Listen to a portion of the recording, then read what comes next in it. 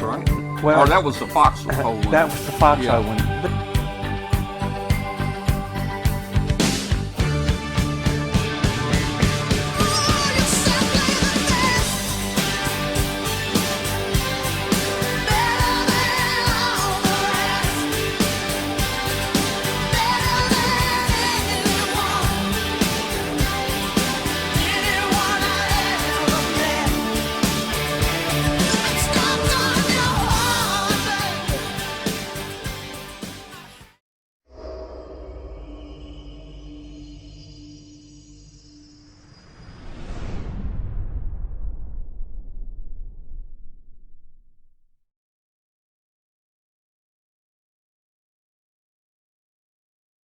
This Amateur Radio Roundtable is brought to you in part by ICOM America.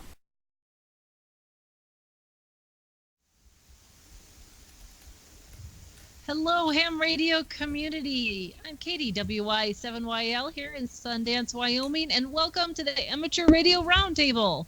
Today is October 22nd, 2019. Just a couple more months until we hit the end of the year. I can't believe it's already here. Got a great show lined up for you today. We really appreciate if you're joining us here live. If you haven't already joined into the chat room, please do and participate in the conversation that's going on now while we're talking with you folks. We also invite you to listen in on shortwave on WBCQ 5130 out of Monticello, Maine. And if you are listening to us on shortwave, please drop Tom a note and let him know how we're sounding. Send us a signal report and where you're listening from. It's always great to get some reports from all around the world. We know we got some visitors in here that watch regularly from Australia, and so that's always kind of fun to see them show up. Hi, Tony. And let's see who else might be out there. In the meantime, also, don't forget, we have a very active Facebook group. If you just look for w5kub.com in the groups, you'll find us. Please send us a request to join. And we've got all kinds of interesting conversations going on there pretty much every day.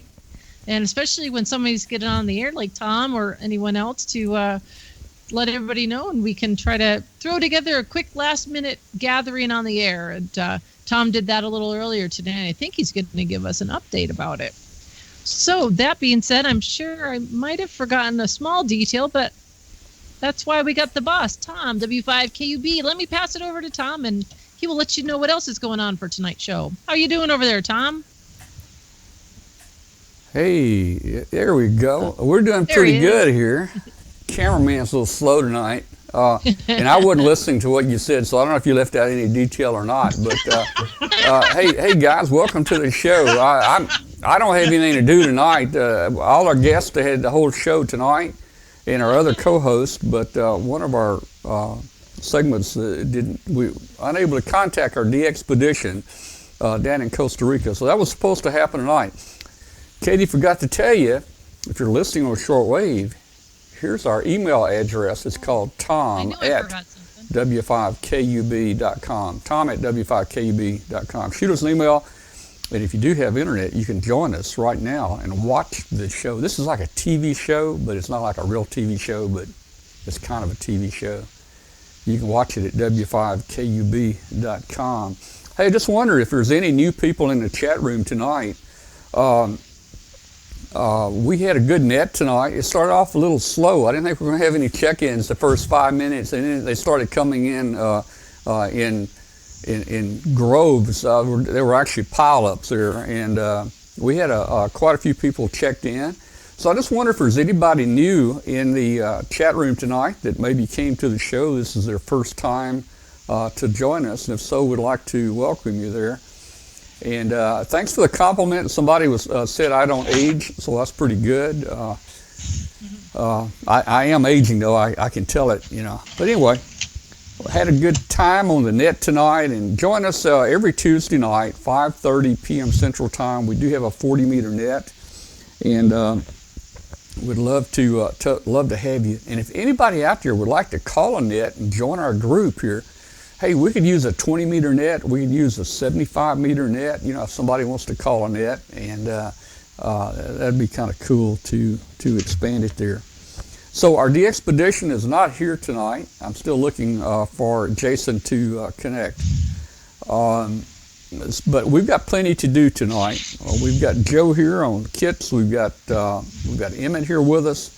We got Katie with us. I think Katie has a few other announcements and stuff she's going to make in a few minutes. But let's just go around the table here real quick, and let me shoot it over to Joe and see what Joe has been up to. Joe, how you doing? Well, hi, Tom. How are you? And hopefully the audio is still good. And been a busy day.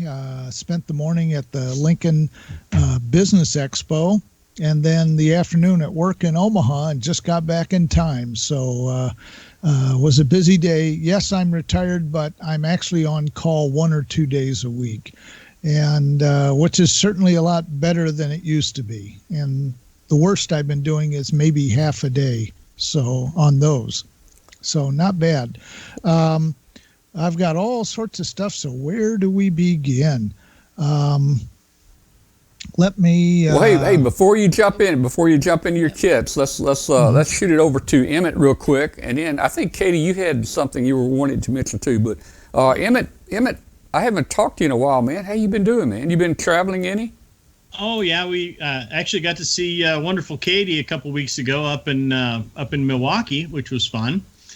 We had a good time up there at the HRO Superfest, which is always an entertaining time. Get to see new people, old people, and really, really old people. No, sorry. Yeah. All right. The fun part was I got to bring Rochelle with me, which she's been on limited trips for a while, and the doctor's clearing her more and more to go on road trips with me. So that makes me feel a lot more comfortable going out on the road. It's always nice to have your sidekick, or actually, I'm the sidekick. She's the main attraction. But other than that, we're constantly working on new antenna designs. I got some projects that I'm going to try and do this weekend. And when I get done with the projects, I'll definitely be bringing it to you, Tom, so we can talk about it on the show. Yeah, that'd be cool.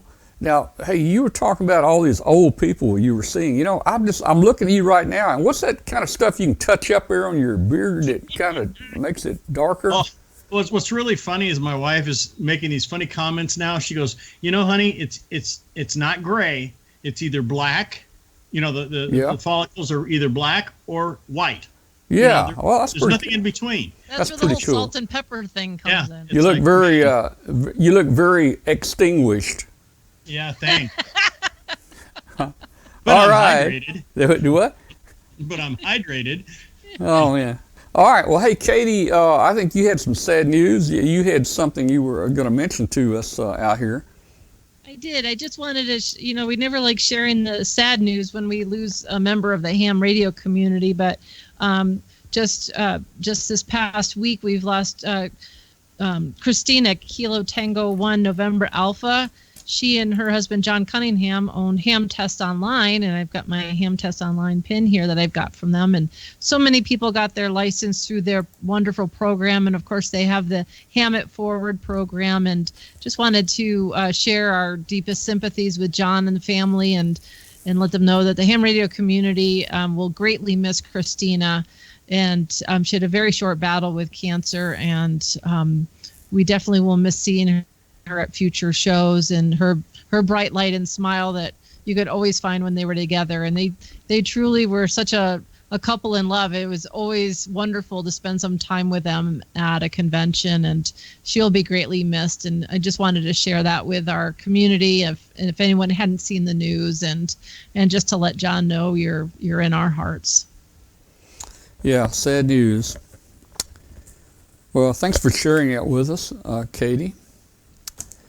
Anything else going on in your life there? Are you traveling or going anywhere?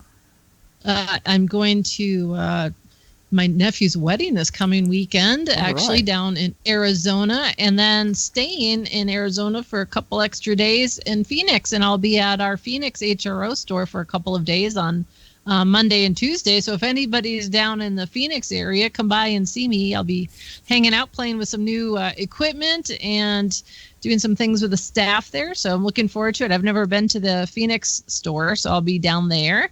And I actually got myself on the radio a little bit before the show started tonight and managed to work one of the guys down in Curacao. Of course, this is a big contest weekend with the CQWW.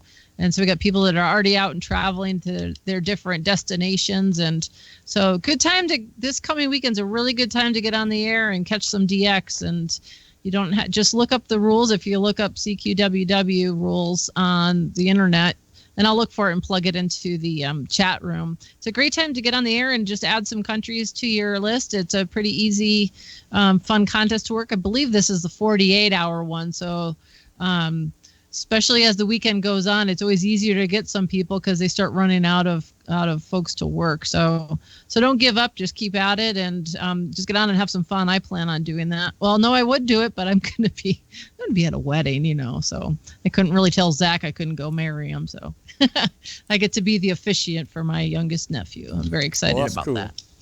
All right. Hey, is he a Reverend ham radio operator? Right. No, but he is.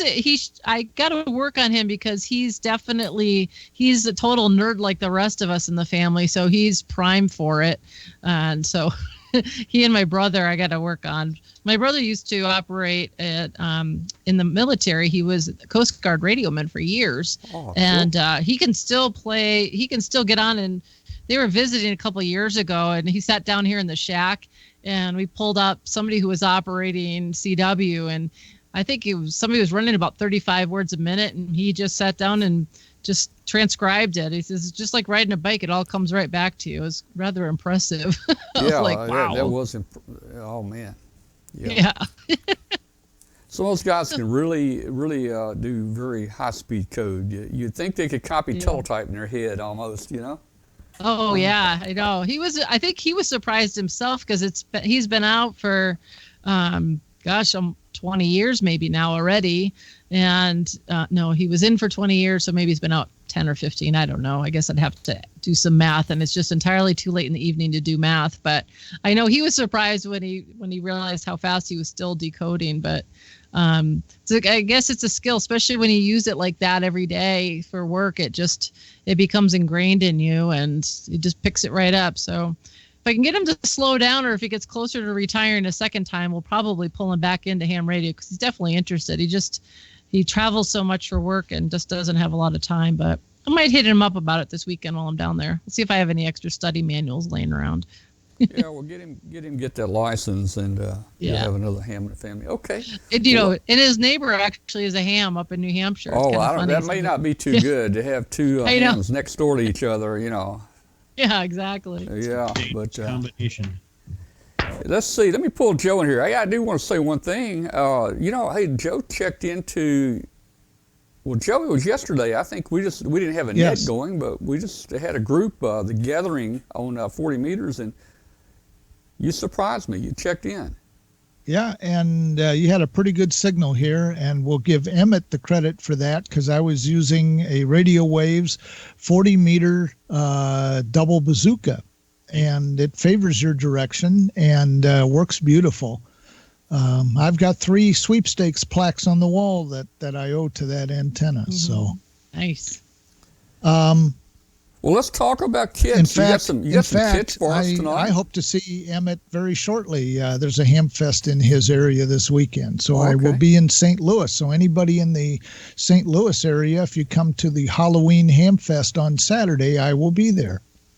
So always fun to see my readers and friends from all different areas. And St. Louis is going to be fun. So let's see here. Hey, Joe, I had a request in the chat room to keep the mouse on your nose. No, it's off of his nose. I had it on your troublemaker. Nose. Let's see what it says, Tom. Keep the cursor on Looked like Joe's you had nose. a Klingon going out. That was pretty good. Let's see. Let me. Oh, it's his mouse, not mine. There. Look. Yeah, I was looking. My mouse is down on I got a mouse on my nose. Oh, wow. Okay. Well, hey, let's talk kits, right. Joe. You got anything new? Well, I've got all sorts of fun stuff. So we're going to share the screen here. And how about that? I think we're ready to go. Man, we're ready. All right. What you're looking at here is a devilish device, okay? And you can get this from ladyada.net or Adafruit. They make a lot of kits, and Arduino and things like that. This particular kit looks like a beefed up television remote control, because that's pretty much what it is. And it's called the TV Be Gone. Okay, Tom? Yeah. Now, what this does is you hit that little button and it sprays out 235 different TV shutoff codes. Now, you'll notice that the LEDs here on the right, I'll move my mouse up and down. There are 2 narrow focus beams and 2 wide focus. And notice the transistors driving these things. This thing has a range between 100 and 150 feet away.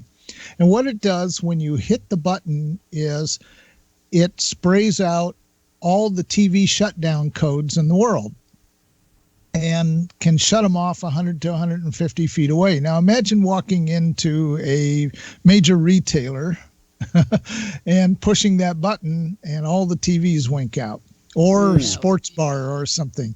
But I find it more useful in places like McDonald's, where you get people who are opposed to one political ideology or the other, depending on what's showing on the TV in the McDonald's.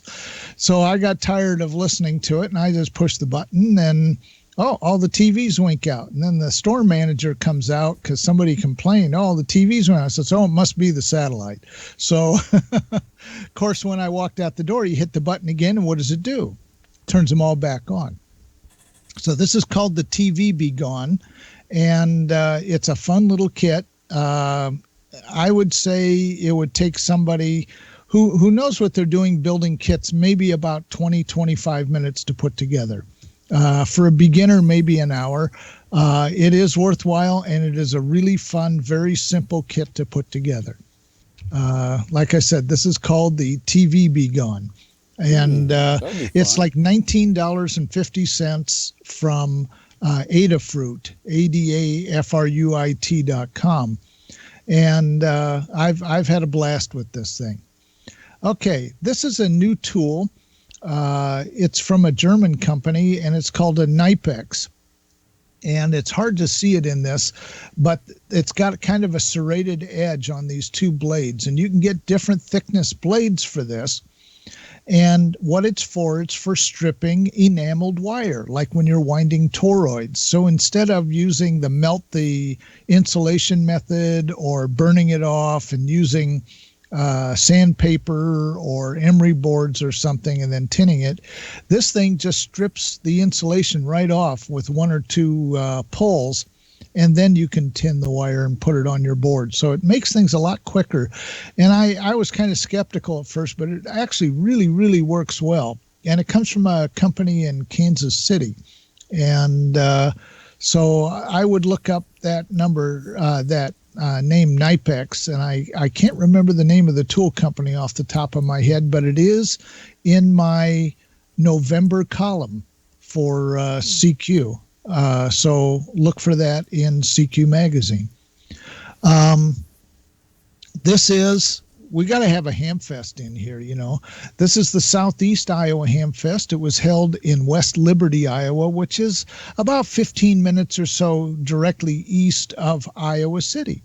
And it was chilly like it always is. I've never been to this ham fest where it's comfortably warm. It's always the first weekend in October. And boy, there was a lot of goodies at this one.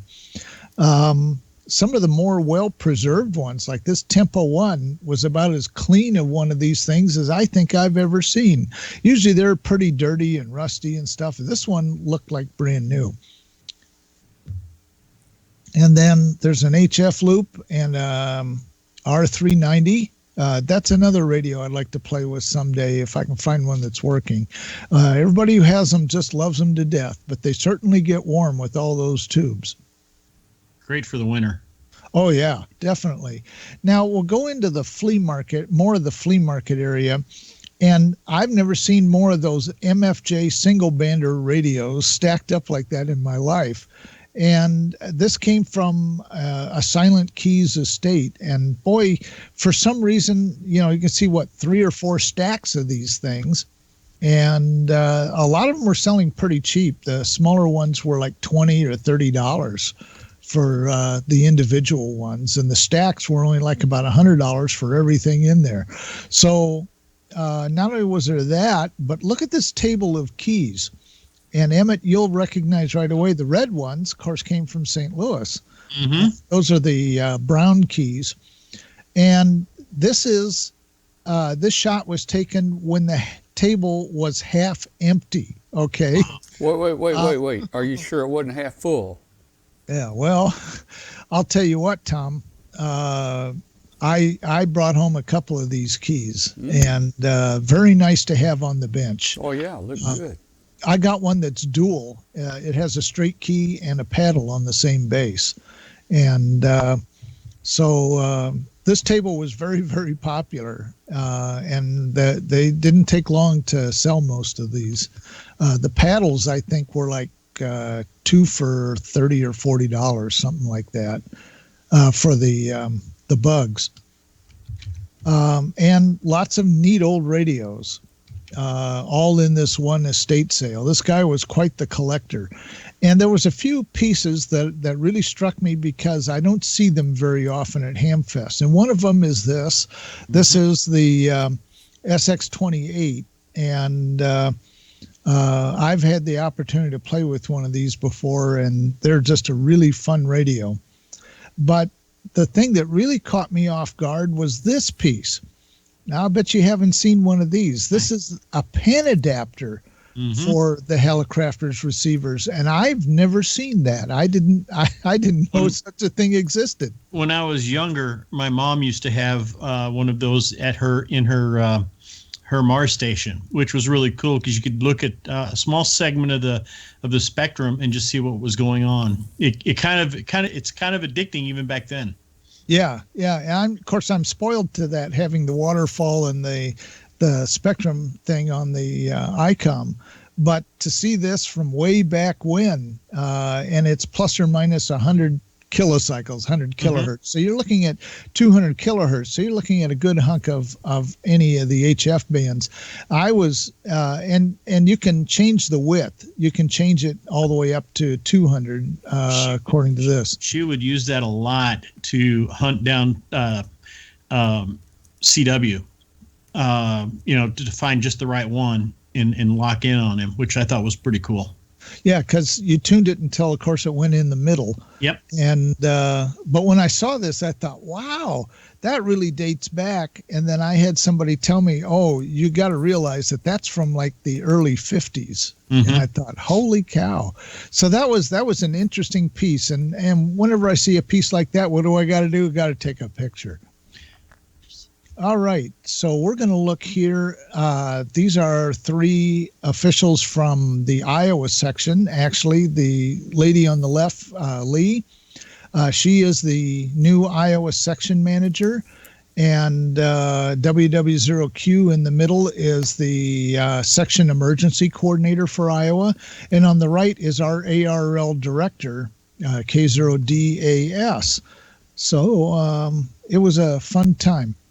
Now we'll get into a kit here. What this is this comes from the Cedar Rapids, Iowa area. So it kind of falls in with the area where I was. And what this is it's a TR switch. Now what it does is it either responds to a contact closure or RF sensing. It has RF sensing and it has variable delay.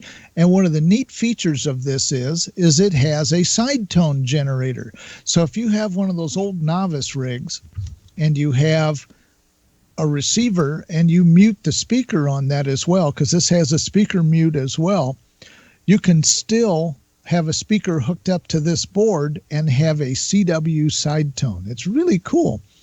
And so the delay is variable, of course, so in case you're using digital modes or CW instead of sideband, and so you don't want it to unkey right away.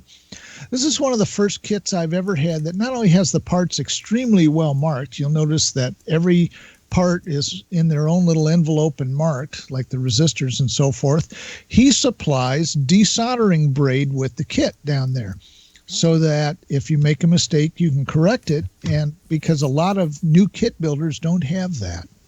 So I thought that was a nice touch. And look here at the capacitors for the kit. As you can see, they're well marked, well labeled. It not only has the value, but what the markings on the part are. So it went together really, really slick. And this is what the board looks like when it's completed. Now, it uses RCA jacks for your antenna, your transmitter, and receiver. Now, some of the old Heathkit radios use those. So you can use a piece of like RG58 with RCA phono plugs on it. If you prefer something like a BNC or an SO239, you can just not put those on and just solder wires to the appropriate points and have this built into a box or something. Now, the middle two connectors here in the middle, you're actually supposed to have a capacitor on there. If you're running high power, because this will handle up to 100 watts, this is not just QRP, it uses a gimmick capacitor, which is basically two pieces of wire twisted together 2 or 3 times. It makes 2 or 3 picofarads, which is enough RF coupling to trip off the relays. If you're running low power like QRP, they had a 100 picofarad capacitor supplied with it that you could put in there as well. So an interesting kit, really, really well thought out. The power supply for it is over here on the right. It's a USB mini, which is the bigger version of what we see on a lot of Android phones. So you have to look for a USB mini cable, but a cell phone charger is more than enough power to run this board. So if you've got an old cell phone charger and it's got any kind of a connector, you're going to have an adapter for the USB mini, which is slightly bigger than the micro. And it works just fine. And you got a red light that tells you when it's transmitting. And like I said, there is a CW side tone, which I thought was just a fantastic idea. All right, let's talk a little bit about tools. We'll go back to tool time. And this is a soldering iron called the Xtronic 3020.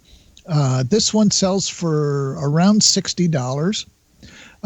You can see it has a digital display, and this is not just a rheostat or something on the line. This is digitally thermostatically controlled, so it holds the right temperature within plus or minus 2 degrees Celsius, and you can also put it in the Celsius or Fahrenheit mode.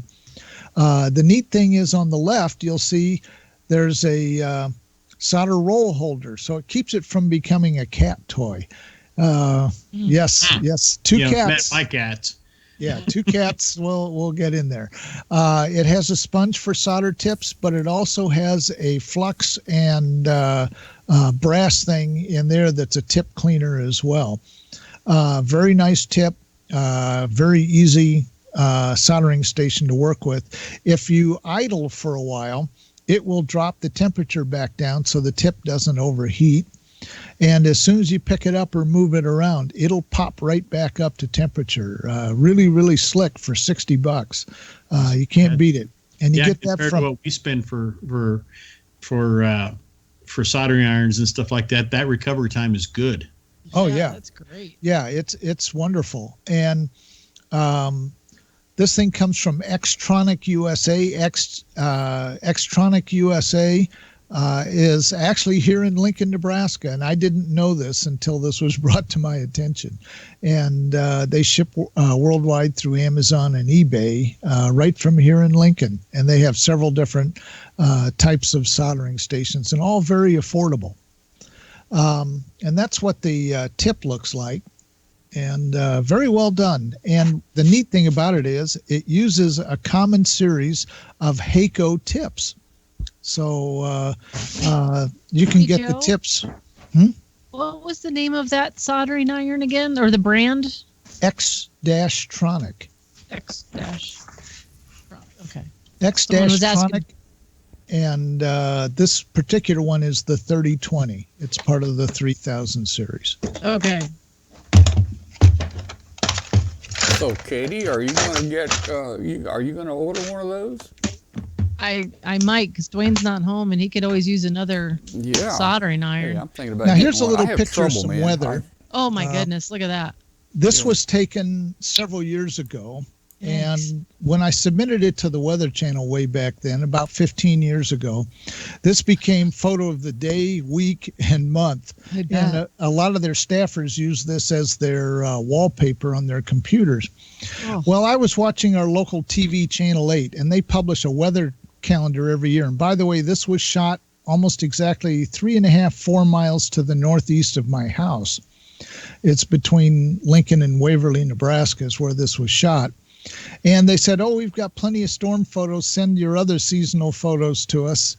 But I thought, oh, what the heck? I'll send this anyways. And, of course, this got chosen for one of the 12 months in the weather calendar. So in December, all over Lincoln, the Channel 8 News weather calendar will have one of my weather photos in it.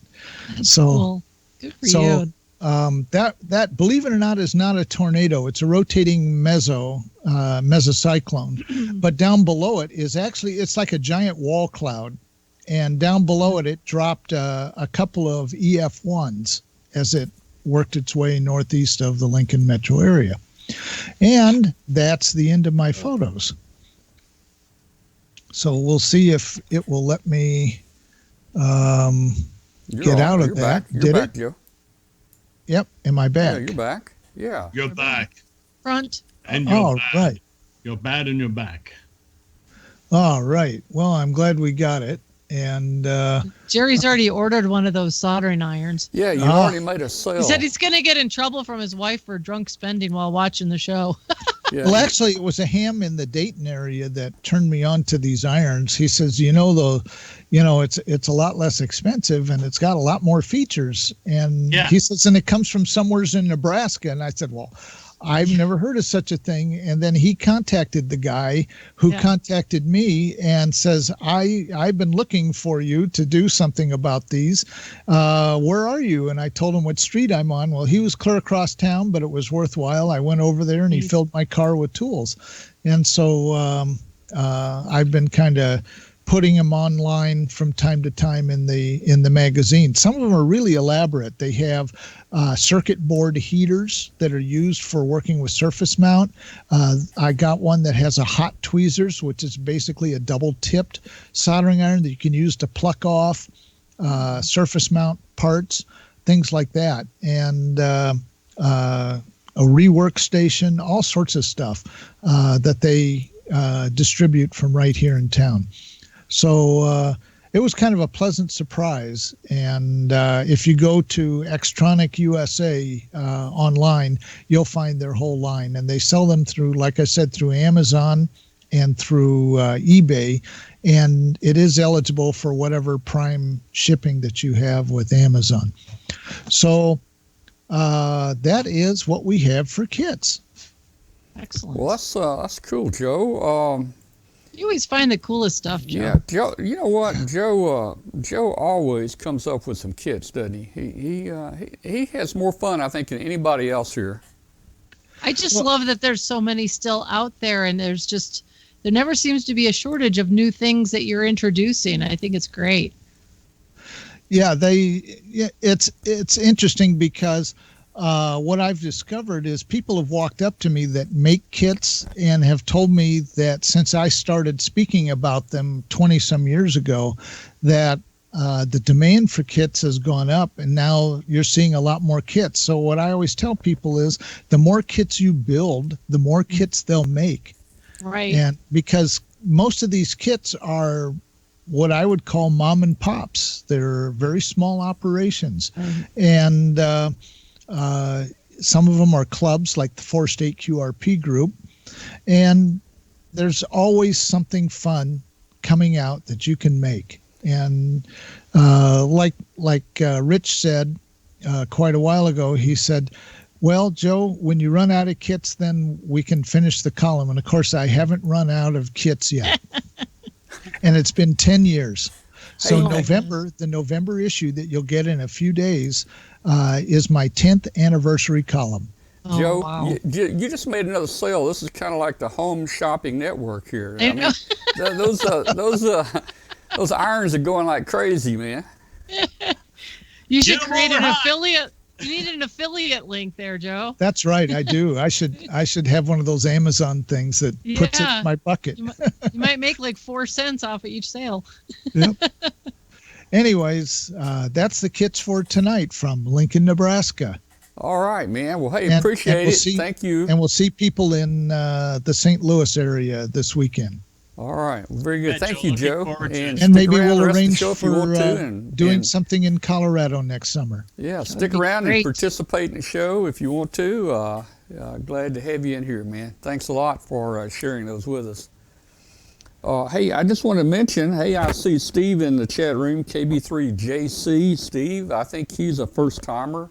He checked in the 40-meter net tonight, and I see our numbers are up a little bit. I think the 40-meter net is starting to bring a few more people into the show here. So, hey guys, everybody out there, here's a challenge. I want everybody out there to bring 10 more people to the show next week, and if we do that, we'll have a lot of people.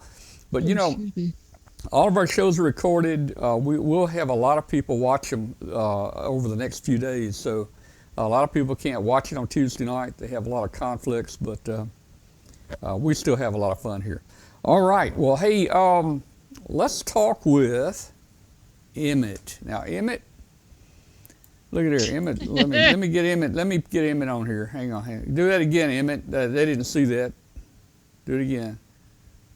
There you go. Well, while ago, Emmett sent his love, I think, to everybody a minute ago. How you doing, Emmett? And we're so glad to hear that Rochelle is doing better. Thank you. I'm doing fine myself. It's been one of those things playing Mr. Nurse, but that's okay. I enjoy it. But the other thing is it's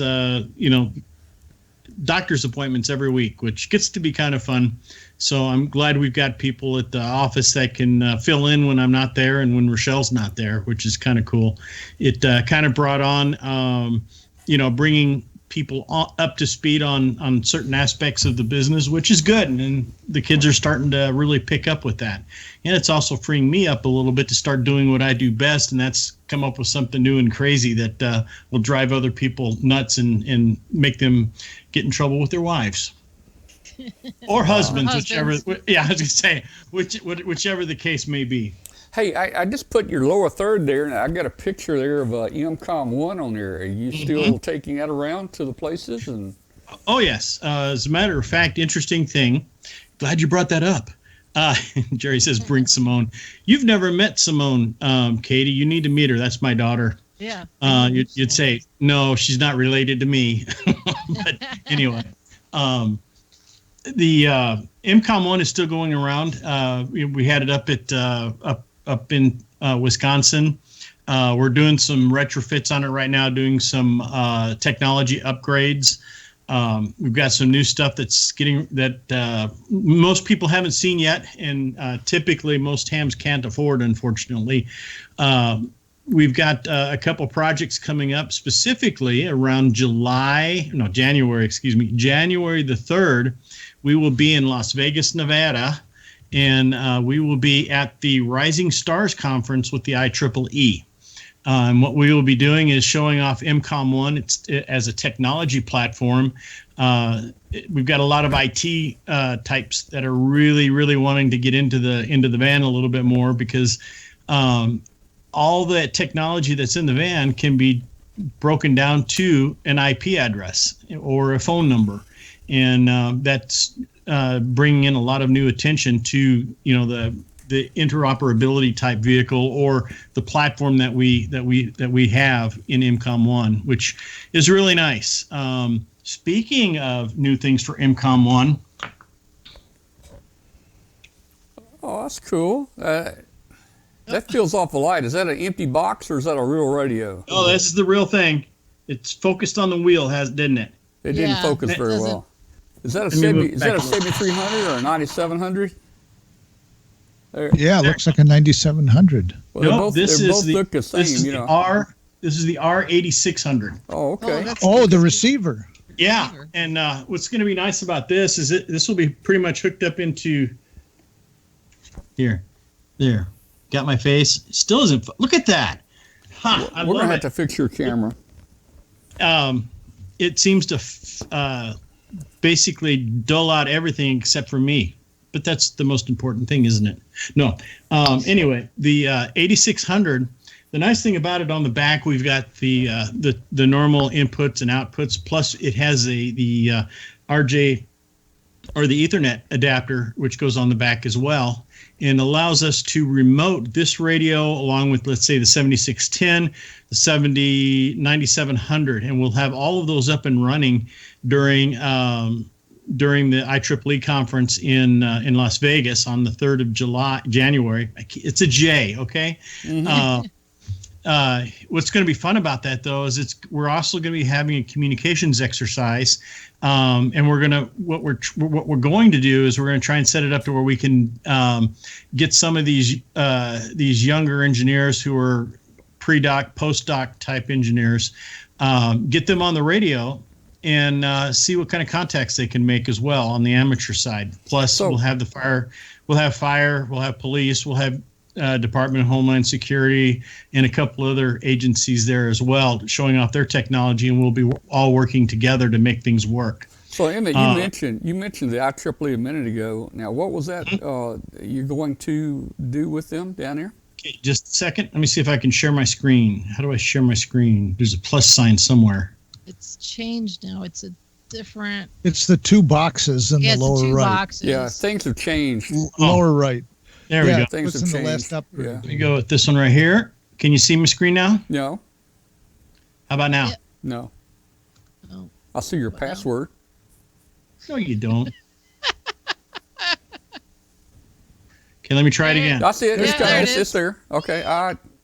Okay. Well, I don't know. Okay. You got it now. Go. There you go. The Rising Stars Conference. Rising Stars. Okay. The Rising Stars Conference. At the Tropicana Hotel, Las Vegas, Nevada, July 3rd through the 5th. All right. The nice thing about that is, stop sharing, is that we're going to incorporate a little bit of the amateur side with it, but it's mostly for, let's just call it SDR type radios, the future of radio communications and so on. Uh-huh. We will have a SIP phone set up. We'll have a couple other things set up in IMCOM 1 so that we can literally remote most of the radios that we've got. And very few things will be going on in the van. It will all be going on at the venue, and then at one other location, probably at an agency's office as cool. As a live exercise, which is going to be cool. I have never been to Las Vegas. Well, I've never been to Las Vegas. I ought to take Kathy out there. Here, that reminded me. I've got this. I don't know if you can see it or not. Let's see. Nice. Member. So, yep. I'm a member of the IEEE, and I used to, pull a lot of stuff. They have a lot of, even if you're not a member of IEEE, there's a lot of documents and things you can access. So, let me just tell people, check it out. If you're looking for something, there's a lot of studies going on and a lot of standards being set, Yep. As a matter of fact, the IEEE in many cases is the standard for electronics in the world. The fun part about the project is going to be that one of the things that I'm going to be talking with you specifically on the amateur side is we're going to have some young operators. They may not be young, what we consider young, but they're, kids, people that are, we call them kids too. There we go. People that are getting their doctorate degrees, finishing, they're done with the doctorate. They're looking for an area of study or something like that.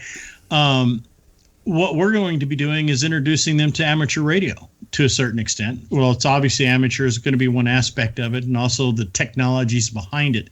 The big thrust will be software-defined radio, and this is one of the quickest ways that I could think of to present, software-defined radio in a platform that would be interesting for everyone in the sense of, it's an IP-based solution, and we're going to be able to, do a really good and live demonstration. And what we're going to ask the amateur community to do is help us participate, because the theme is going to be the zombie apocalypse. That's the title.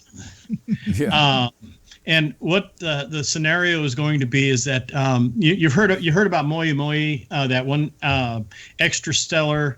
It was like not really a meteor. It wasn't a comet. They couldn't really identify it. Right. Well, there's another object passing through our area, our solar system now. And in this scenario, it goes through the asteroid belt, and it actually runs into a couple things along the way and causes some rather large asteroids to start heading towards our way. And it turns out that everything except for maybe one or two things hits or basically enters our atmosphere and literally lands somewhere in Wyoming in the mountain areas, and it sets off a piezoelectric EMP, which is really cool because when you get if you've ever seen it, piezoelectricity, it gets to be kind of interesting. So what happens when you have iron and quartz and some other crystals hit all at once, it creates quite an electric charge. And so literally we're going to be suffering from an EMP. The other part will be is that that asteroid that landed on Earth also had some other contagions with it, and that's where we get the zombie apocalypse.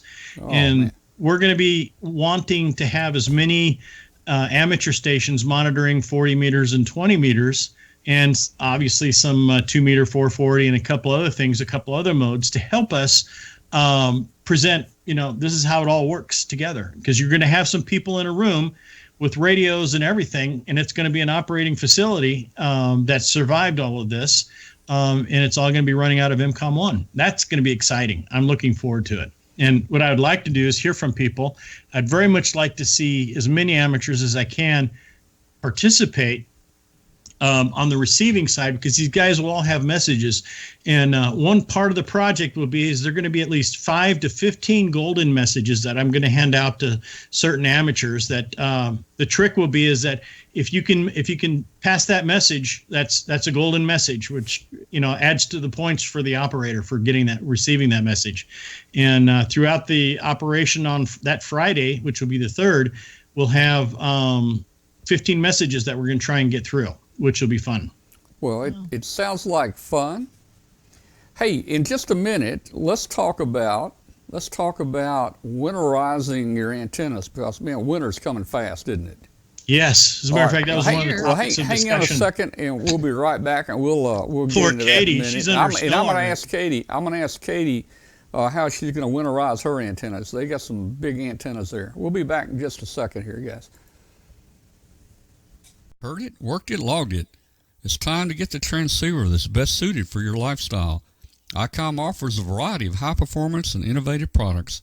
Make the most out of contesting with one of these ICOMs today. The IC7610 is the SDR every ham wants. This high-performance SDR has the ability to pick out the faintest of signals, even in the presence of stronger adjacent signals.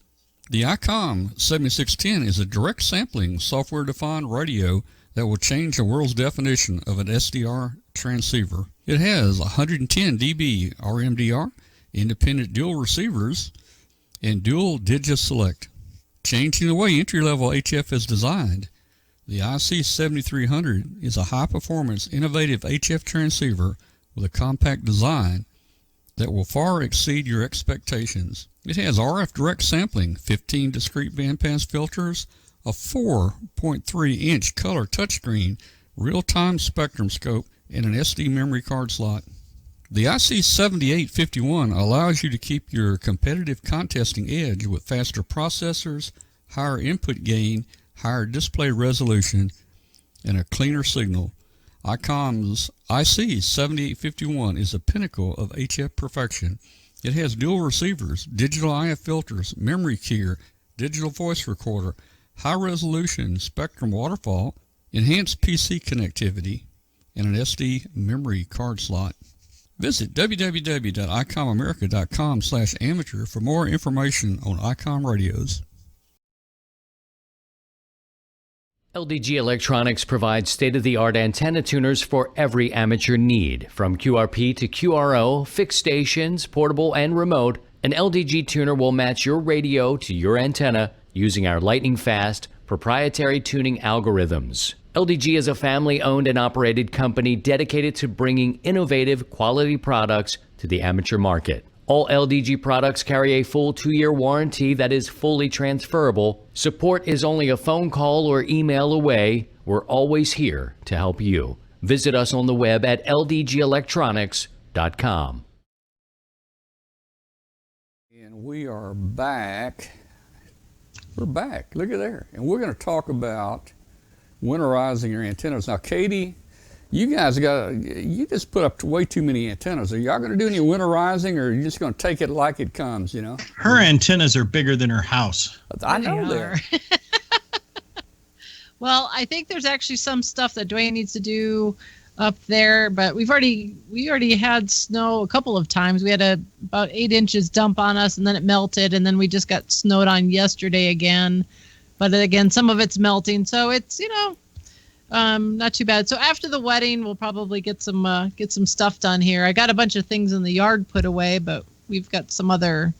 I'm not sure what else he usually does, but I know there's usually a little list of projects that he does before we really hit the winter, so we're prepared since wintertime's contesting season. So we just try to run the amp plenty and keep the antennas warm. Well, I guess the amp will probably keep the ice off of it, maybe. That's great. All right. Well, so let's talk with Emmett. Emmett, give us some ideas of what we are to be looking for. Well, I'm glad you brought the topic our with stuff here. With all the weather that a lot of areas have been getting, specifically the Dallas-Fort Worth area, down in Texas where they had all those tornadoes, and some serious weather. We've got some other areas, including here in St. Louis, where, as a matter of fact, one of the things I'm doing right now is flying some reconnaissance along the Missouri and the Mississippi River, just taking a look at levees to see what's going to break next. We've got some areas that haven't even recovered yet, and we got a deluge of rain, and you had some flooding up in Nebraska, and of course, and that's the Missouri River, which ends up plugging up down here, and of course where I live is like the nexus of both of those rivers, and it gets to be kind of interesting. Mm-hmm. But that being said, one of the things that we don't do a lot of, and this is once again we're talking about, we spend a lot of time in the shack because that's where we spend the most of our time, and we don't spend that much time outside optimizing things, checking things out. My number one rule is, especially now, especially if you know that you've got some bad weather coming in, it doesn't hurt to go ahead and take a quick inspection outside. Take a look at things, see how things are connected, see if that UHF connection that you've got going into the house is properly sealed up, so that way we don't have to worry about moisture and all the other yuckiness that comes in. Make sure that your station ground is still current or good. I know not everyone has an optimum situation where they can just hook up to this nice ground rod that goes 20-30 feet down. I have a white paper on that, by the way, deep earth grounding. Anyway, the whole idea is that we want to secure as much as we can on the outside, because we're not always going to have the ability to go out and fix things. So like when Katie gets her 6 feet of snow, she's not going to be able to go out and check the guys on the tower, make sure the ground straps are clean and not all corroded over, and making sure that all the beams are where they're supposed to be and in the configuration that they're supposed to be in. Because unfortunately, the ice and snow can do some really terrible things. And I found it kind of interesting that you brought this topic up as well. I've got one picture I want to see if I can show you. Where'd it go? Hello, picture. Where's the picture? There we go. This was sent to me from a friend in North Dakota. What I'll do is I'll share. Can you see it? Not yet. Not yet. There it comes. There you go. Kinda. There we go. Oh. Okay. Oh, wow. Yeah. What is that? Is that a spider web up on top of a? Oh, I see what it is. And it's got ice. Is that all on full it. of ice? Yeah. It's iced in. Yeah, it is literally just went through a Holy blizzard with winds peaking up to 50 miles an hour. And he's got the little 2-meter antenna underneath it, but it survived just fine. But it's the kind of stuff that if you don't start dealing with it now, you're going to have to deal with it later. Mm-hmm. And it may not be pretty. And so you're better off to let's go outside. Let's check our connections. Oops, that's my. Sorry. Never mind. Stop sharing. Emmett's oversharing again. Yeah, that was my daughter, my little baby Vega Rose, which is grandchild number 9.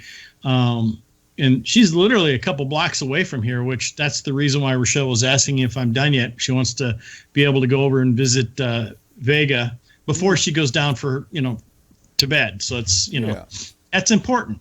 But anyway, go outside, check your connections. Don't be afraid to go ahead and take those connections off and look at the head shells. I thought I had some coax with me, but I didn't bring it. Take a look for discoloration. Take a look for on that. If you don't have a phenolic type connection, look, to see if the white has gotten a little discolored, as in you see these little gray dots on the connection, or you see where that silver or the center pin is starting to discolor from either oxidization or too much electricity going through it. Start checking those things out. Don't hesitate to clean it now, because when the storm hits, you're not going to be able to do anything. Well, hey, Emmett, one thing you talk about, check your connections. I want to show you something now. This is a little bit off your subject, but I have a connection right here. Mm-hmm. And I don't know if you'll be able to see this or not. I'm gonna hold it up the camera real close. Yeah, nice little arcing going on there. You can see where it arced right over. Yeah. And I want to tell you something.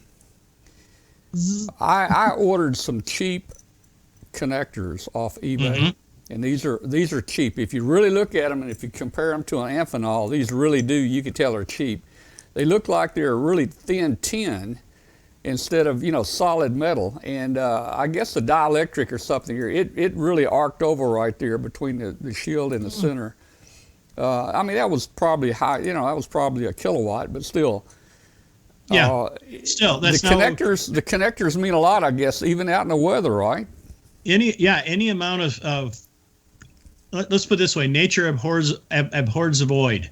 So literally, with those connectors that you have, there is a void between, when you screw it all together. And one of the things that we've got is that we do make is a product called, it's a connector cleaning kit, where you have you have the nice little, it looks like a cotton swab, but it's just the right size to stick in the socket, pull it straight out to clean it up a little bit, not burnish it, just clean it.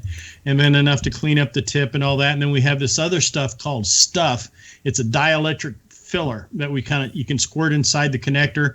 You screw it back down onto the onto the connection, and what it does is it fills that void, so moisture doesn't eventually migrate into the connector and doesn't cause a lot of those kind of problems. That UHF connector is problematic. It's almost like there's almost nothing you can do to keep it 100% sealed, even though you use tar tape and everything else. The best thing you can do is make sure that the voids are filled with some form of dielectric, that you seal it up as best you can. I typically use that silicone rescue tape, which I really like because I can put it on, it seals really good, and then when it comes time to take it apart, I can just undo it, and I'm in there again, and I'm not having to clean all that tar off. And the biggest problem with tar is that the tar tapes is that when you got a differentiation in temperatures, it causes that tar to not crystallize, but especially in cold weather like Nebraska weather, where it gets down to 20 below zero sometimes, that tar will literally separate from the metal, and now you've got this open void where moisture will eventually come in when things start to thaw out. Mm-hmm.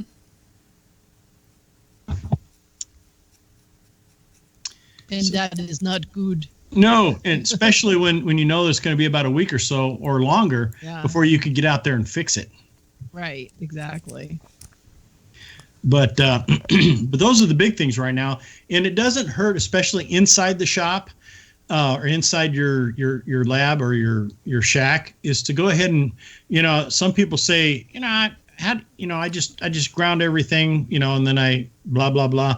I have a tendency of still having the ground, but I'll also have those baby food jars, which now that we've got a grandbaby around, I get lots of those things. That's great. And then you use like a plastic cap. You can get the pickling caps that'll fit perfectly on top of there, just enough to stick that connector in there, so that way you're not going to have problems with that high voltage arcing out of your of the coax and onto everything else in the house. And quite often, your electrical ground as in from the electrical box, isn't the best in the world because it's probably been at your house ever since you moved in, and it's not the best in the world. And so everything that's coming in through your shack is wanting to go out through all your other electrical appliances. So you're better off going ahead and disconnecting when you know you're going to have lots of lightning and thunder and stuff like that. Yeah, I keep mine always disconnected from the radio. Yeah, what was that stuff that you put on the connectors? Man. You know, what a hit maybe a half a block away can damage your radio. Are you talking about to seal it up or to fill in the void? To fill in. Yeah. What is that called? Stuff. Okay. Yeah. I've not heard of it, so I might have to get some. We'll give you some when you come down. Okay, sounds good. That was easy, wasn't it? See, now that's a reason to come visit. No, just kidding. Yeah. I'll be there. But on another note, we've got so many things going on. I haven't been able to do a lot of the things that I would normally do. But one of the things we're going to be doing with the ICOM 8600 and the ICOM 9700, like I told you, is we're going to be putting into MCOM 1. And one of the things we're going to be doing next week is, for instance, with the 8600, even though you may not have everything you need to do moon bounce and some of these other exotic modes, it doesn't hurt to just listen and see what you hear. See what low noise or the weak signal type signals that you can pick up off of the moon. And we're just going to be using one of our standard, one of our quad antennas to do that with. And that's kind of cool to me. I mean, just sitting there listening, I can't think of something more relaxing than seeing what kind of cool signal I can pick up outside of the, my normal operation. Mm-hmm. The other thing I like about the 8600 is this thing does like 0.3 hertz to 3 gigahertz. So it's DC to daylight, and, pick the area and let's see what I can hear, which that's how I started in ham radio. Was I made that cat whisker radio to listen to the Omaha Royals play baseball. Mm. And I discovered that there was a whole lot more out there. And that's what I started doing, is I used to listen all the time, and I still do. That's cool. Oh, excuse me. It's not you. Sure. I get that a lot. But the boss is kind of calling for me, so I think I'm going to have to sign with you all. Very good. Sounds good. Thank you so much for coming on tonight, and we had a good time. This was fun. I always enjoy coming on with you, Tom. Let's see if I can Katie find and Joe. It's always good to see you. Boy, I'll tell you what, I've got so many camera shots here. I'm trying to find the right one. Let's see. There we go. How about that one right there? That one will work better right there. Yeah, okay. So, hey, go see the grandbabies. Thank you so much for coming on tonight, man. We really appreciate it. Thank you. It was great seeing you, Tom. It was good seeing you, Joe. Good seeing you, Katie. There you go again. It's that time of the night for me, Let's see if I can get everybody on here at one time. And I look forward to seeing you soon, Emmett. All right, Joe. Yeah. I'll put us all on here and play the Brady song or something. Let me see. I need a cameraman, actually. So that's what I need, a cameraman. There we go. I got us all on here. I'm in front of Katie. Let me move over a little bit. Right there. All right. That should work right there.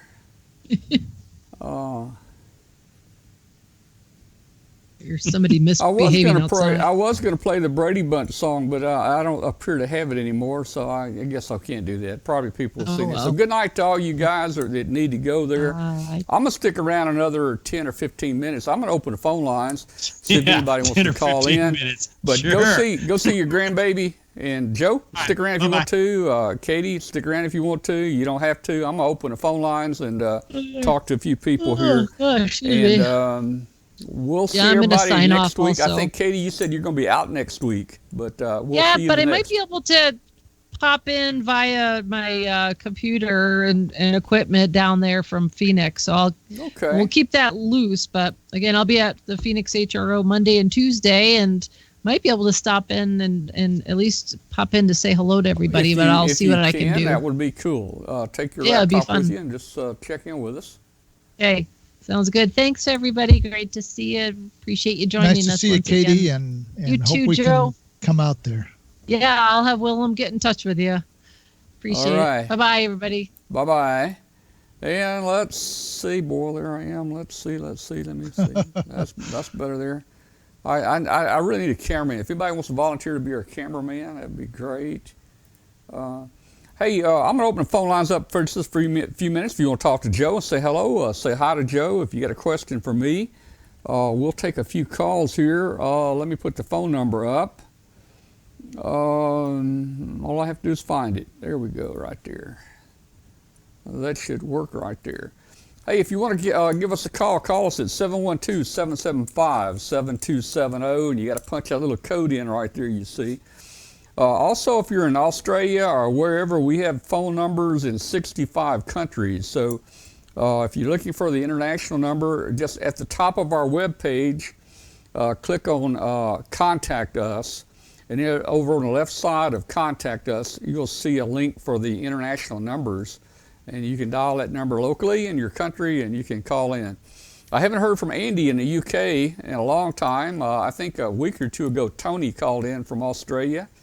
We're always glad to have you guys call in. So the phone lines are open, and let's see. Yep, there's the music. So as long as that music's playing, we don't have any calls.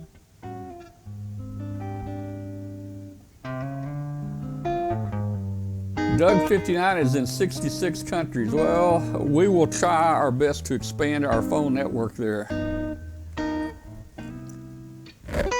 Give us a call if you want to say something to Joe. Joe, man, we had a set out tonight. They ordered, I saw in the chat room, they ordered the TV remote transmitter. They were ordering the soldering station. Maybe. I think that's great, and it's a fun little kit, that TV Be Gone. I used it when I was at a ham fest this summer. I was at a McDonald's with a couple of the people in the club that put on the ham fest, and there was some people watching a certain politically charged network, and they were starting to point at other people in the restaurant saying, I wonder if they're this or that. Oh, and that's when I decided, I've had enough, and I shut them down. And it was funny because the store manager just said, it must be the satellite, and you'll just have to wait, like it was one of those sun fades. And well, of course it all came back on as soon as I walked out the front door. So I may have to order one of those. What was the price on that? Somebody said they got it for $14 through eBay, and it's like $19.50 if you order it through Adafruit. But look up TV Be Gone, but get the kit, because the pre-made ones are not nearly as powerful as this. This is basically the little keychain thing on steroids. It is very, very powerful, and it'll whack about every TV around you. And it does the most common codes first. So if you've got like a Samsung or a Sony or something like that that's really common, it's almost instantaneous that's going to get whacked. And then same thing in reverse. Don't forget the shutoff code is the same as the power on code. So after you've shut off all the TVs, you push the button and it runs the codes again. But it takes it almost a minute, I think, to go through all the different codes. Well, Joe, years ago, a friend and I built a little box. It's kind of similar to that. Let me show you what we have here. Of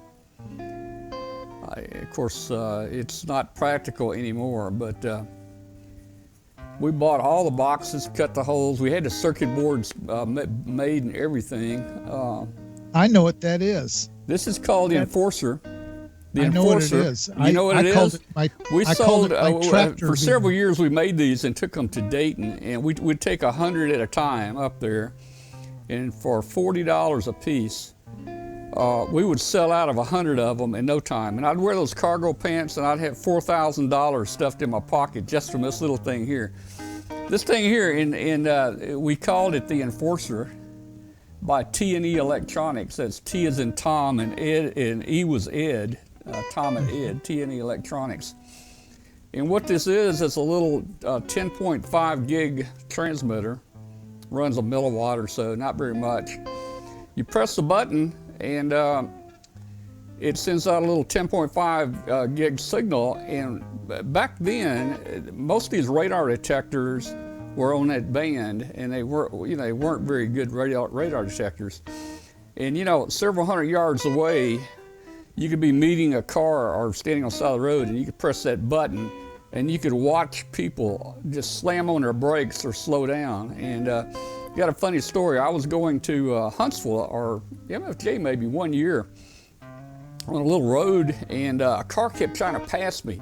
And every time he'd get up beside me, I'd press this button, and then he would, back, slow down, and he'd get behind me. And then he would try to pass again, and I'd press this button, and he would back up, and he'd get behind me.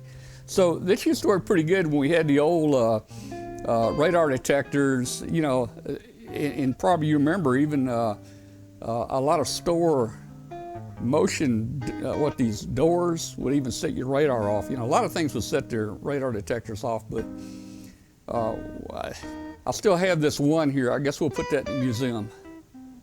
Well, I think I bought one of those from you guys because you were out in the flea market. Yeah, we had them out in the flea market, and I called it my tractor beam because when somebody would zip around me on the freeway, I would just push that button. They'd hit their brakes and go behind me. And I was on a work trip in South Carolina. I had driven from Atlanta into South Carolina, then up towards Charlotte on 95, is it? And somebody just zipped right by me in this Corvette, and I kept tractor beaming him, and he'd keep slamming on the brakes. Finally, he gets right up next to me, and I hit the button again and set it off, and the guy gave me the finger and took off. Well, you can imagine what happened about 4 miles later. Oh, man. Well, he got pulled over. I actually saw cars, you know what, we even took these, there's some big truck stops here, nationwide truck stops, and we even put them in a truck stop for sale, because they have the CB and all that stuff, radar detectors. And we went back over one time, and they had taken them off the shelf, and we said, why? And the truckers had gotten so mad. They're saying, well, here we buy the radar detector from you, and you're selling a thing that, makes them obsolete. So we didn't sell any at the truck stops, but it was fun. It's just a little... Oh, yeah. It was a real simple... This thing has about it was like a 4 or 5 diode. parts in it. Doesn't have much in it at all. A little microwave circuit board is etched. That's actually the size of that front there. That circuit board is standing up vertically right there. And its circuit board actually is the antenna. It was like an MMIC or something like that. It's got a gas FET transistor in it for the oscillator, and just a couple little surface mount parts, and it was kind of cool. Well, in fact, let's see. I don't think anybody is going to call in. The antenna was etched on the board. Wait, if I remember. We're not getting anybody. Nobody's calling in. Oh, what did you say, Joe? Yeah, the antenna was etched as part of the board. Yeah, the antenna was just a little track in the board right there. And to tune these, you take an X-Acto knife, and I had a piece of test equipment that would do the 10.5 gigs, and I would test each one of these, and I would take that X-Acto knife and cut the little trace, until I got it right on frequency, man, and it was kind of a cool little thing. We did a few years, but they're not even effective now, because now you've got what do you got? You got laser and all that other stuff. Yeah. So nobody's using old X-band stuff anymore. No, but TV remote controls that are amplified like these sometimes can do interesting things to infrared lasers. Yeah, and Joe, back when I was growing up, and you may remember this, of course I grew up with an uncle at a TV shop, and the first remote controls we had, I think, were on a Zenith, and they didn't actually transmit an RF signal. They had a chime in there. They actually had some... It was ultrasonic. Yeah, ultrasonic. They actually had some little bars in there, and when you press a button, a little hammer would hit it, ding, and it would send that... The TV would hear that audio, sub-audio tone, and it would change the channel, So we've come a long ways. Yes, we have. Well, Tom, thank you very much for a wonderful show. Well, Joe, we had a great time. Nobody's going to call in on the phone, it looks like, so we're not going to worry about that. It's about time to close the show down anyway. Thanks to everybody for joining us tonight. And, Joe, thank you for your segment tonight. It's always fun seeing what you've got there. And thanks to everybody that joined us. KX4TD there. He talked to us last Sunday, I think, on 40 meters. We try to get on 40 meters in the afternoon, maybe about 5:30 or so. So again, join our Facebook group. It's called W5KUB. And we'll usually post a picture that says, get on the air with us. We're on the air right now, and we'll put the frequency in there. And a lot of our friends here will get on and we'll talk to them. So join us there. Watch for us on 40 meters in the evenings. Don't forget the net next Tuesday. Help us spread the word about the show. Come back and see the show next week. Next week, Pat Shelton is going to be on. He does a segment for us called VHF and Above, which is always real good. So we're going to be talking about that. I don't know if we'll have the D-Expedition back on next week or not. That will be the last day of the D-Expedition, and Jason was supposed to be on tonight. Thinking that next Tuesday, I think he was actually traveling next Tuesday back to the States. So I don't know what happened, but I've got some things I'm working on, and I might show those. We've got that 3/8 wavelength vertical antenna that you build the matching device, and I made some changes to it. It looks really good. I got some pictures of it, and I've got a motorized T-match antenna tuner that I built. Let me grab it real quick. I'll show you what it looks like, give you a little sneak preview. So, yeah, here we go. So this is, let me go full screen here so you can see it. And I was just playing with this a minute ago, and it was kind of fun. So let me turn the phone off. Do we have somebody on the phone? Is somebody on the phone? Thomas Russ, KG3LBK. Hey, Russ, stand by a second, Russ, stand by.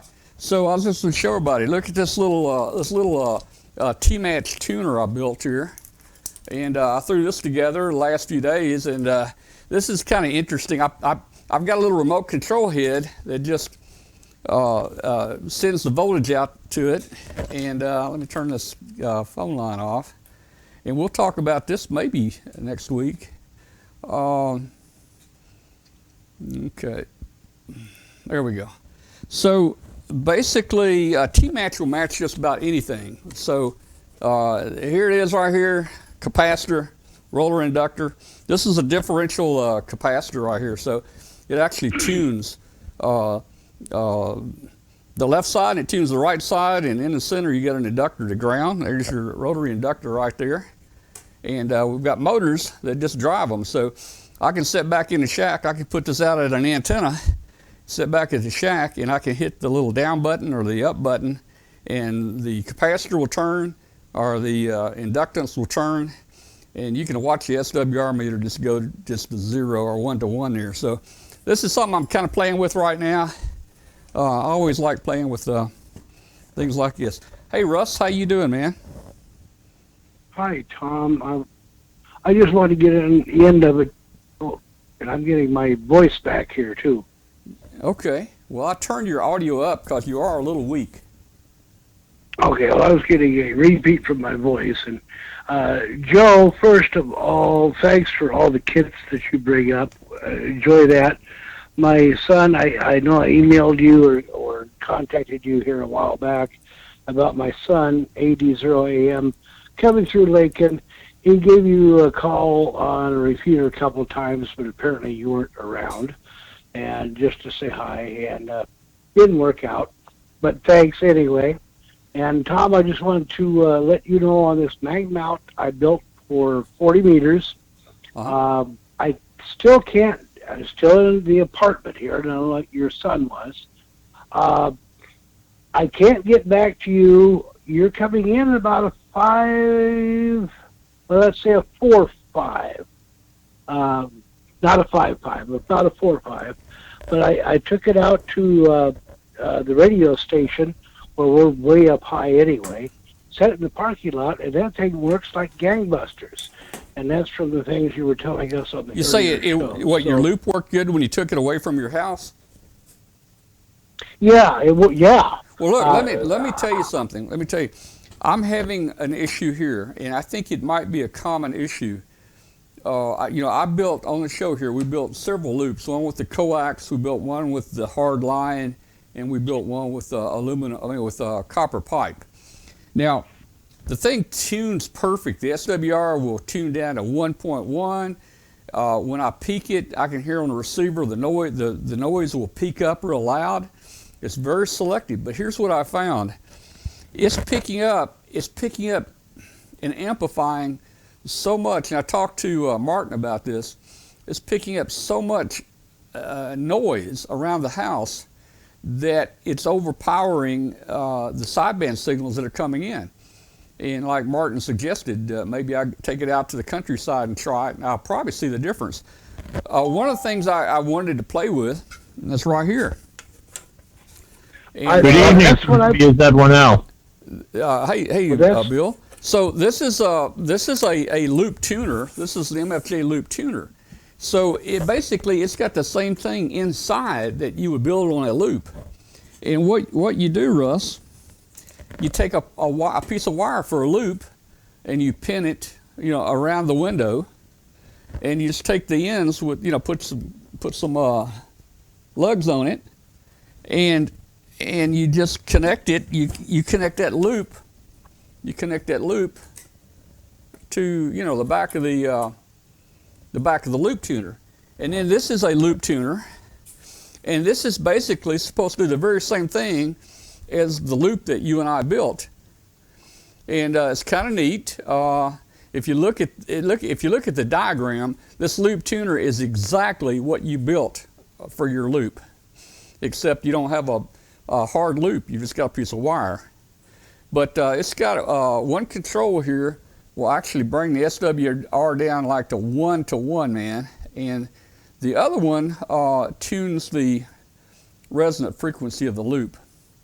So, but with this, I'm still hearing noise. It's working just exactly like the 3 loops that I built. And I think a loop is just so high Q and so sensitive, it picks up every bit of noise that might be in your house. So you're saying you took it away from home and it worked, Tom? Because,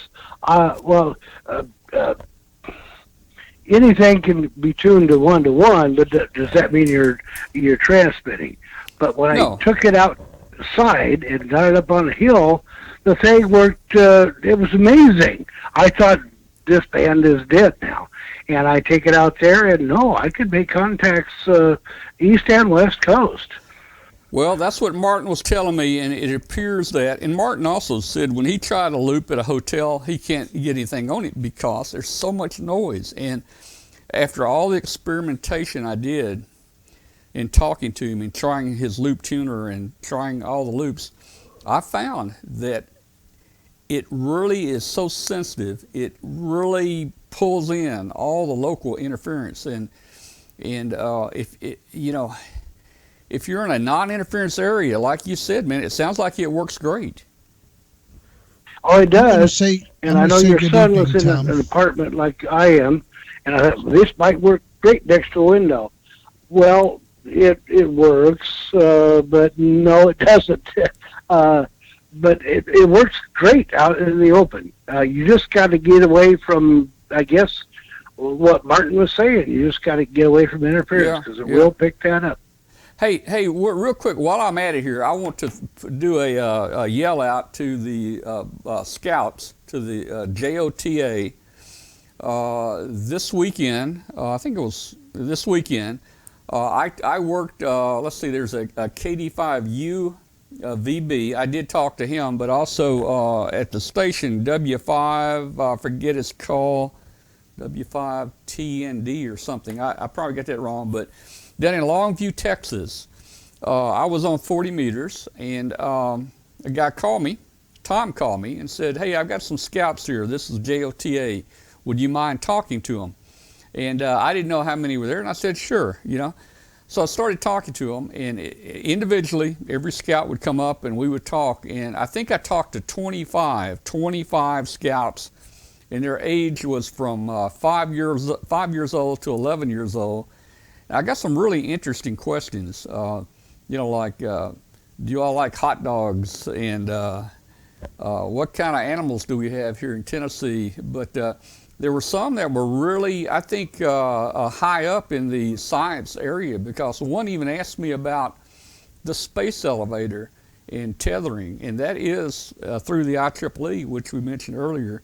That is something that people are working on, a space elevator with a tethered cable that goes out to a geosynchronous orbit from the Earth. Now, a lot of people may not believe that, and it's in theory right now, but they're working on it. But anyway, back to the scouts. I talked to 25 of them. They kept coming one after the other, and we even signed, and I was making some other contacts, and Tom would come back and say, I've got 2 more scouts, or I've got 3 more scouts. So I think we talked about 2 hours or so to the scouts there.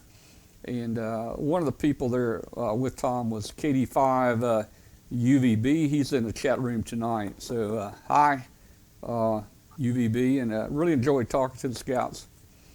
Tom, I'm going to head out for Okay, the Joe. Thank you so much, Joe. See you later, man. 73's Tom. All right. Goodbye. Thank you, Joe.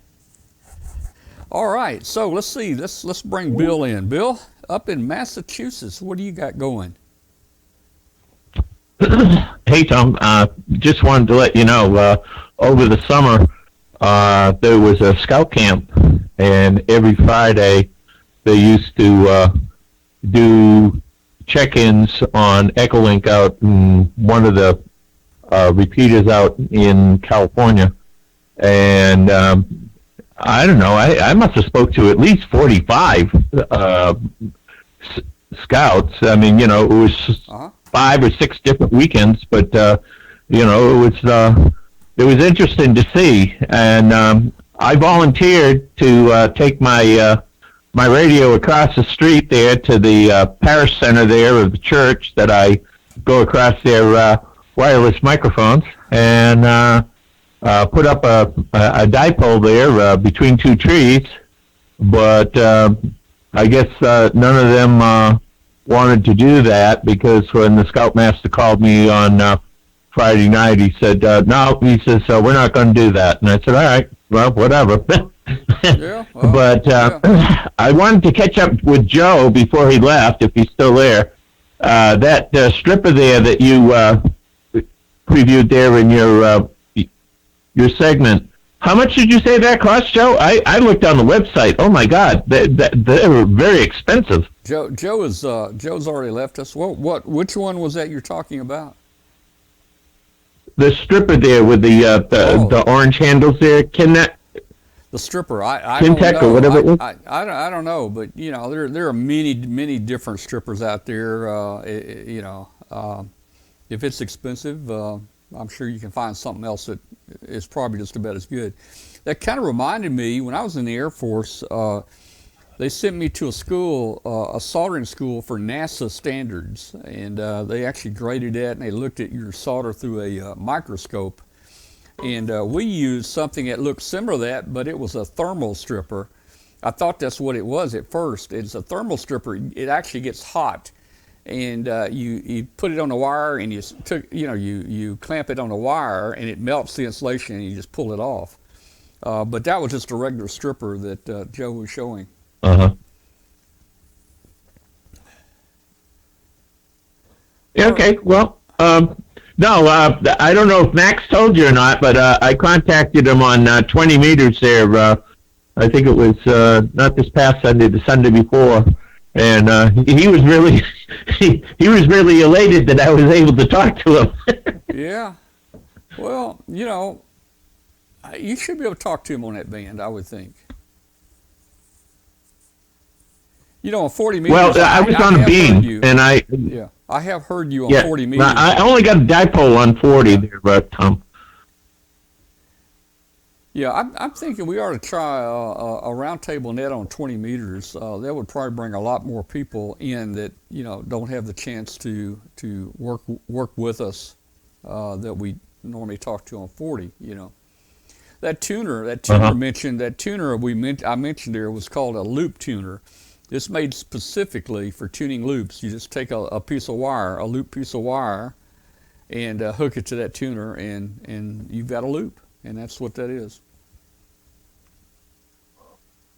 Oh, what is that? Oh my God, that's huge.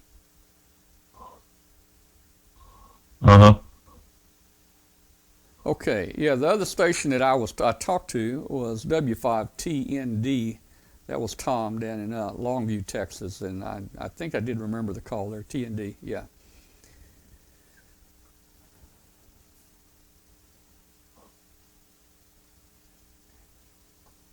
All right, well, guys, it's about time to call it quits for tonight. We had a good turnout tonight, and sorry about the de-expedition, but we had plenty to talk about tonight. We'll have fun next week. Join us next week, and tell all your friends. Hey, shoot, we'll say good night then. Good night. What was that? Okay, sounds like Bill hung up. Okay, well, very good.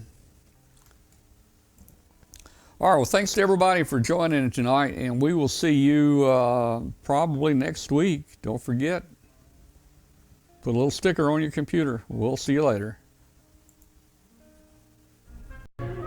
So you're saying I can ask this cat any question? The cat is connected to the computer. You just type in the question, it will read his mind. There the answer comes.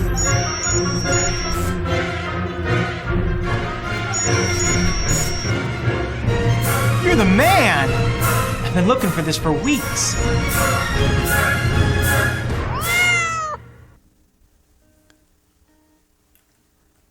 All right, we are back. This is what I used to watch when I was growing up as a kid. At midnight, I would watch this every night. And then things got modern.